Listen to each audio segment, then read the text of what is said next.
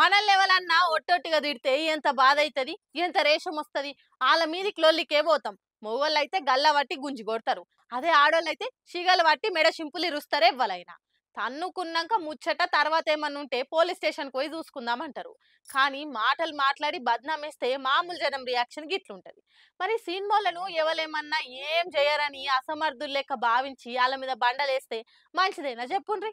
Nagarjuna sir మీద కొండా సురేఖక్క మాట్లాడిన మాటలిన్న అక్కినేని అభిమానులే కాదు, అన్నం తింటున్న మనిషి అనే ఎవ్వలైనా కూడా అగ్గై మండుతుర్రు. మామూలు జనాలకే ఆమె మాటలిని మనసుల కలుక్కుమంటుంది. ఇంత దిగజారి ఎట్లా మాట్లాడుతుర్రు మంత్రి పదవి ఉన్నోళ్ళు అని చీదరైతుండ్రు. మరి మామూలు జనాలకే గట్ల అనిపిస్తే ఆమె మాటలిన్న నాగార్జున సారు సమంత మేడంకు ఎట్లుండాలే? వాళ్ళకెంత గుండె వలిగినట్టయితది. సురేఖక్క మీద ఎవడో ఫోటోను మార్ఫింగ్ చేసి పెట్టిండనే అంత బాధ అయింది. 2 రోజులు అన్నం తినలేదని చెప్పింది. మరి నువ్వు అన్న మాటలకు నాగార్జున, సమంత, చైతన్యలకు ఎట్లుండాలి అని నెటిజన్లంతా కూత కుతుడుకుతుర్రు. ఖచ్చితంగా సురేఖక్క మీద న్యాయ పోరాటం చేయాలని అభిమానులు డిమాండ్ చేస్తుండ్రు. దీంతో నాగార్జున సార్ దగ్గరోళ్ళు కూడా ఊకుంటే ఉత్తోడనుకుంటారు. ఊకుకే మన మీదనే బండలేస్తారు. మనం తగ్గఫర్ జవాబిచ్చి అందరి నోళ్లు మూపించాలి, ఇంకోసారి మన జోలికి రాకుండా చెయ్యాలి అని సలహాలు ఇస్తుర్రట.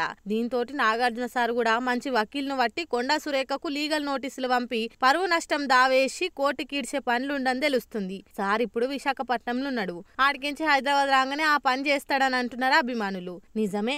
ఈ నడుమ యూట్యూబ్ ఛానళ్ల కాడ నుంచి రాజకీయ లీడర్ల దాకా అందరు గుట్టుగా బతుకుతున్న సినిమాలను బజాట్లకు గుంజుతుర్రు. ఇక్కడేదో రాజకీయ లీడర్లు సుధపూసలైనట్టు ఇంకొకరు దిక్కు ఏలు చూపిస్తుండ్రు అని ఇవన్నీ చూస్తున్న నెటిజన్లు భాగభాగం అంటుర్రు.